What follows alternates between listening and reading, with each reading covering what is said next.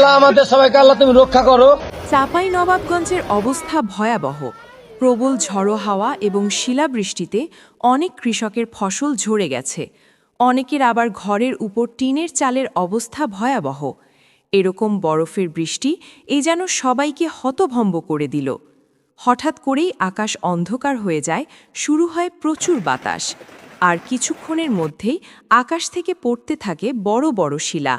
মানুষজন ভয়ে ঘরের ভেতরে আশ্রয় নেয়, কিন্তু শিলার আঘাতে অনেক ঘরবাড়ি ক্ষতিগ্রস্ত হয়। কৃষকদের জন্য এই দৃশ্য ছিল সবচেয়ে কষ্টের। তাদের কষ্টে ফলানো ফসল মুহূর্তের মধ্যেই নষ্ট হয়ে যায়। কেউ মাথায় হাত দিয়ে বসে পড়েছে, কেউ আবার চোখের পানি ধরে রাখতে পারেনি। এই ধরনের প্রাকৃতিক দুর্যোগ আমাদের মনে করিয়ে দেয় সবকিছুই আল্লাহ তাআলার নিয়ন্ত্রণে। আসুন আমরা সবাই এই ক্ষতিগ্রস্ত মানুষদের জন্য দোয়া করি। আল্লাহ যেন তাদের ক্ষতি পূরণ করে দেন, তাদের ধৈর্য দান করেন। আল্লাহ তাআলা আমাদের সবাইকে হেফাজত করুন।